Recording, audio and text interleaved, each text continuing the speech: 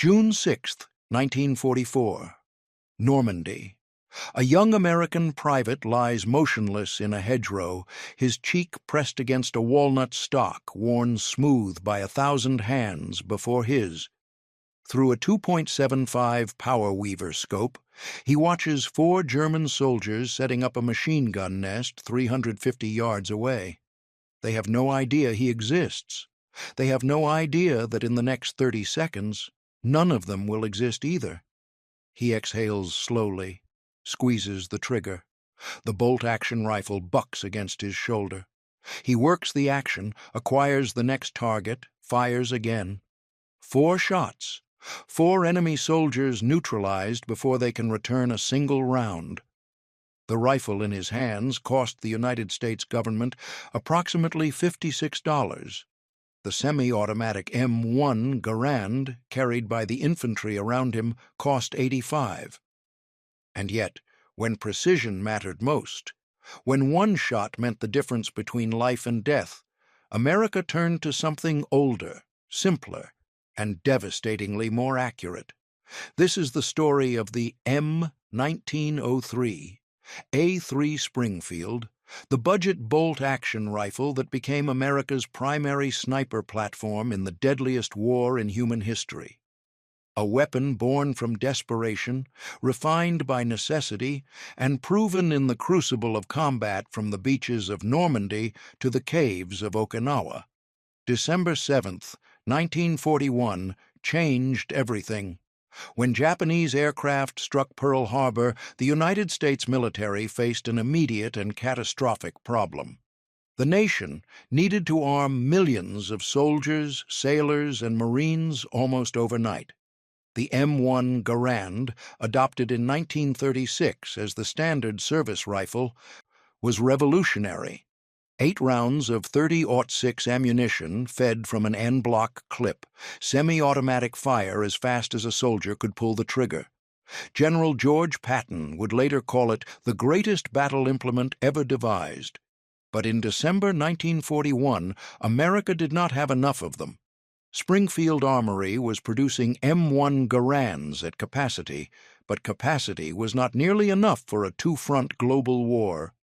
The military needed rifles now, millions of them, and the Garand, with its complex gas-operated system and precision-machined components, could not be produced fast enough to meet the demand.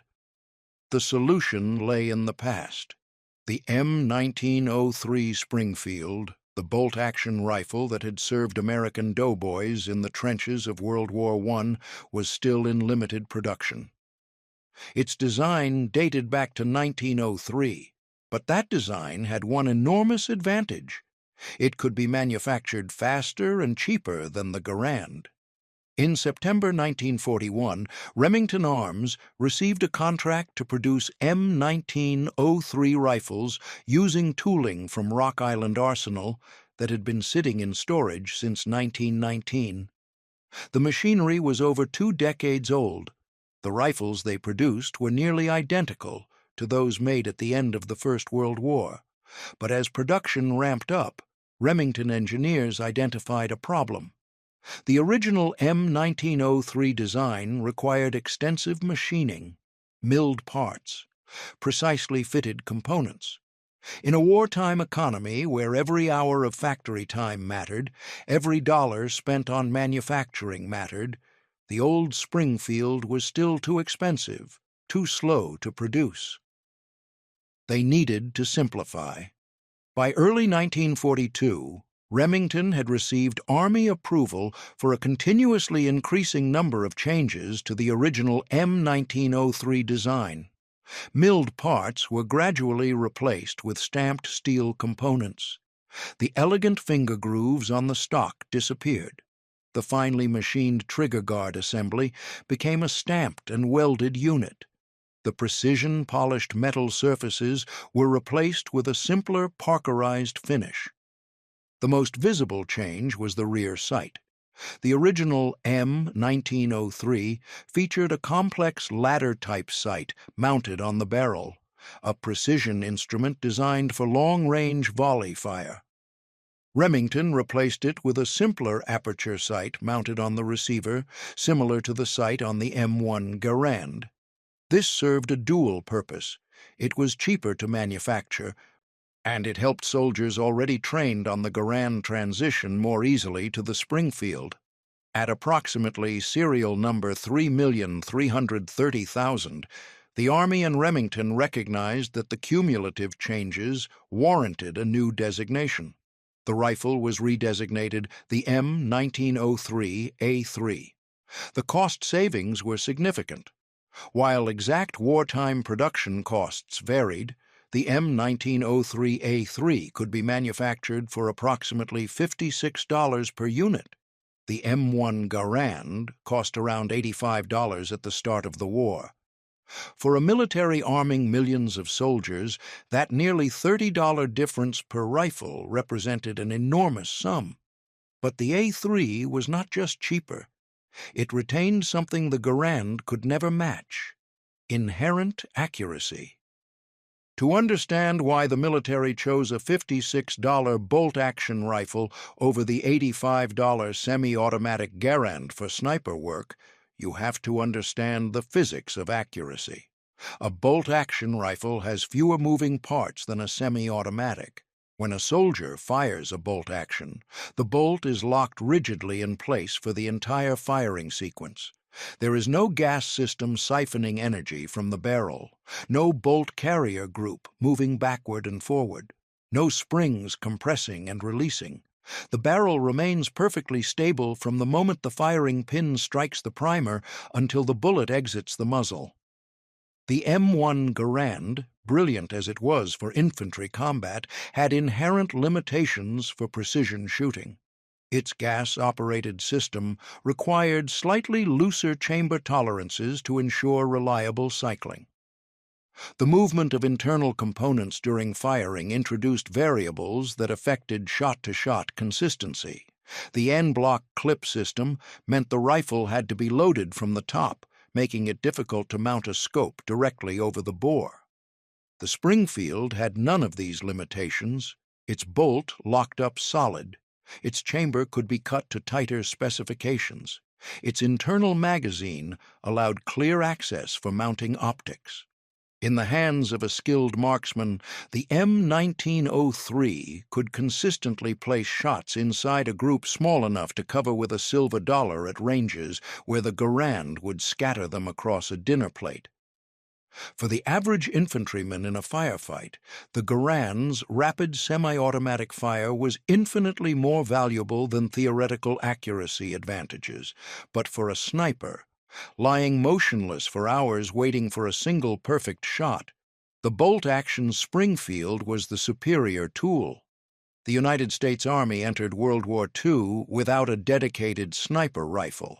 There was no formal sniper training program. No standardized sniper weapon.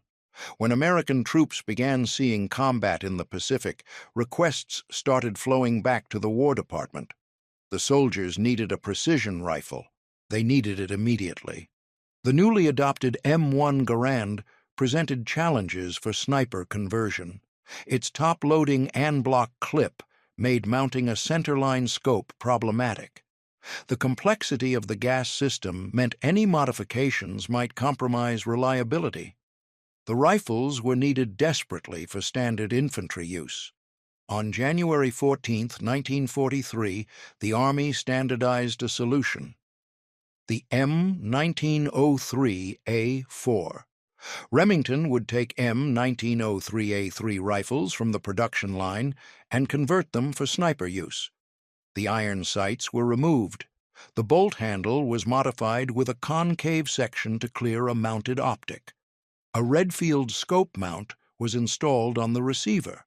The scope itself was a Weaver Model 330 or 330C, a commercial hunting scope given the military designation M73B1.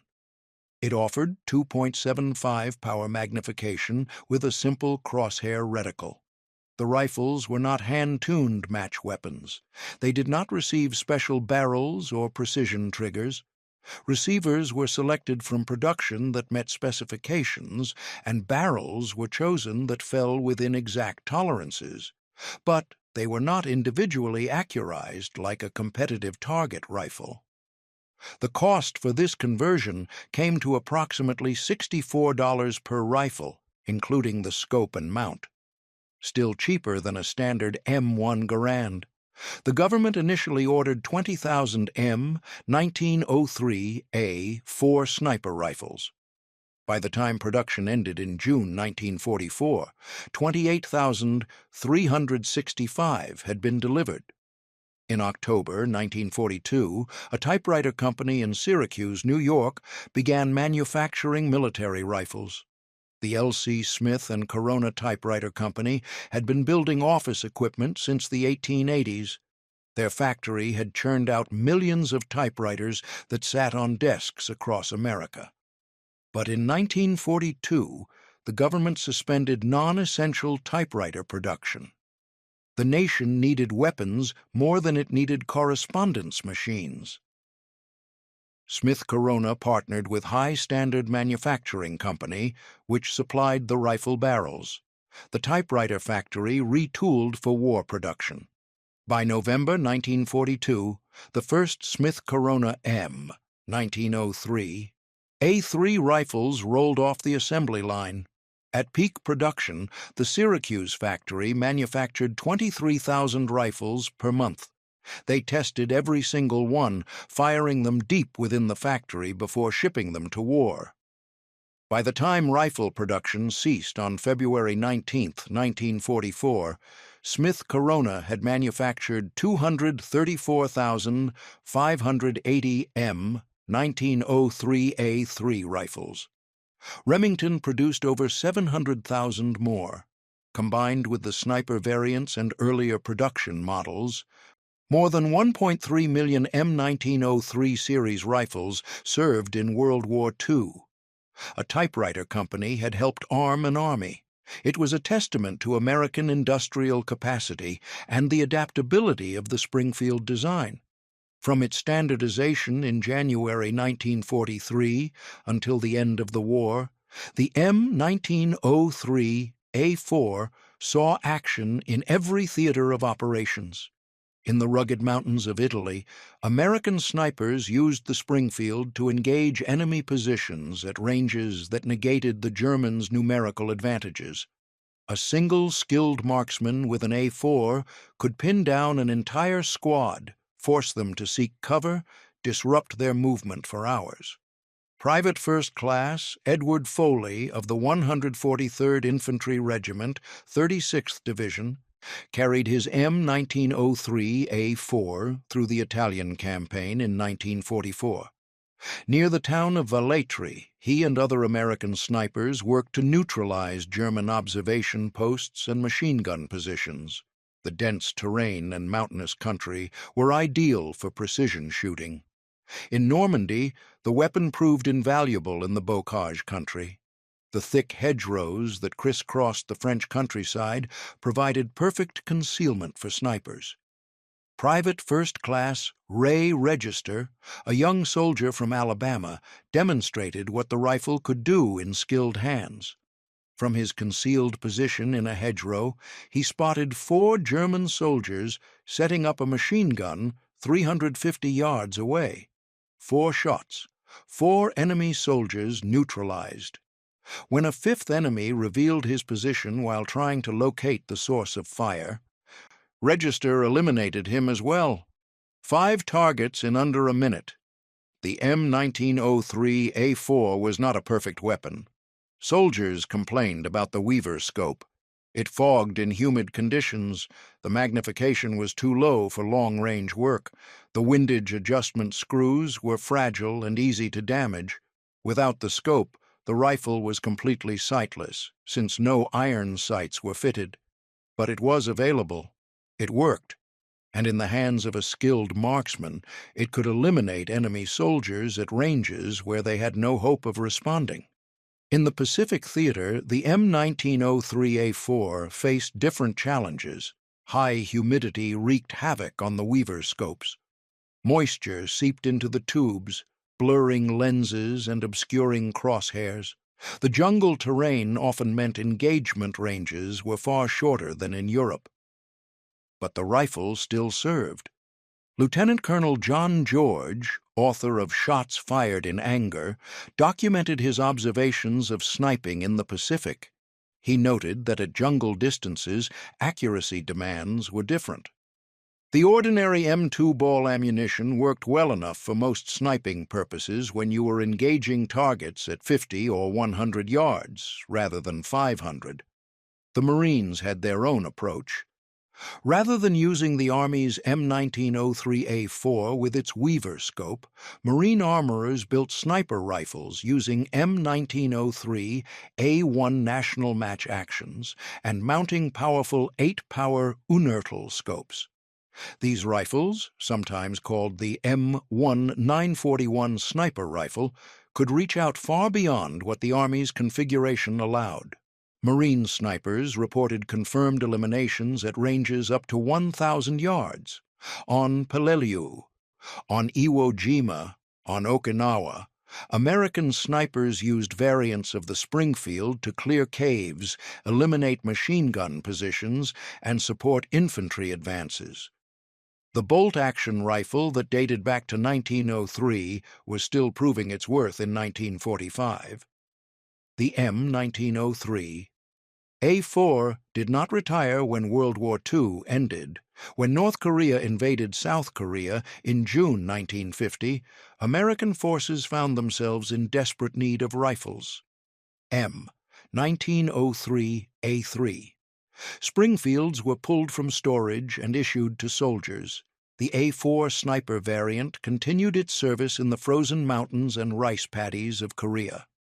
Even as the M1C and M1D sniper variants of the Garand entered service, the Springfield remained.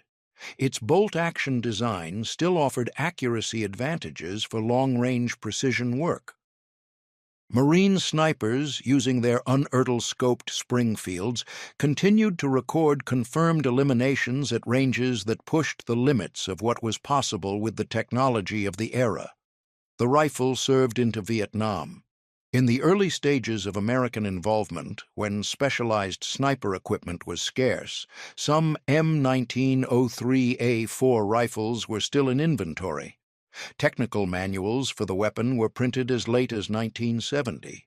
A young private in the 1st Infantry Division received a Springfield with a serial number dating it to 1918 manufacture. The stock was worn. The metal showed decades of handling. But the rifle fired every time he pulled the trigger. He carried it through his entire tour. The M1903 design saw combat from the Philippine-American War through Vietnam. 5 major conflicts spanning 7 decades. No other American rifle served longer. The M1903A3 Springfield represents something profound about weapons design. It was not revolutionary. It was not cutting edge. It was a bolt-action rifle based on a 40-year-old design, simplified for mass production, built by factories that normally made typewriters. It cost $56, and it outsniped every semi-automatic rifle America had ever built. The rifle succeeded because it understood a fundamental truth. Sometimes simpler is better. A bolt-action rifle has fewer things that can go wrong. Fewer moving parts mean fewer variables affecting accuracy. A locked bolt means a stable platform. A design proven over decades means reliability under the worst possible conditions. The M1 Garand was indeed the greatest battle implement ever devised, as Patton claimed. For the average infantry soldier in a firefight, its semi-automatic fire was invaluable. It gave American troops an enormous advantage over enemies armed with bolt-action rifles. But for the sniper, lying motionless in a hedgerow in Normandy or a cave entrance on Okinawa, waiting for that one perfect shot, the Springfield was the superior tool. Accuracy mattered more than rate of fire. Precision mattered more than volume. And the $56 bolt-action rifle delivered both. Private First Class Ray Register knew this when he eliminated 5 enemy soldiers with 5 shots in the hedgerows of France. The Marine snipers on Peleliu knew it when they reached out to targets at 1,000 yards. The countless American marksmen who carried the Springfield through 2 world wars, Korea and Vietnam, knew it. Some weapons are great because they are complex. The M1903A3. Springfield was great because it was reliable, accurate, affordable. A $56 rifle that changed the mathematics of warfare. Subscribe to the channel for more untold stories of the weapons that shaped history. From the trenches of the Western Front to the islands of the Pacific, the arsenal of the past holds more secrets than you realize. Hit the notification bell so you never miss our next deep dive into the machines and men who changed the world.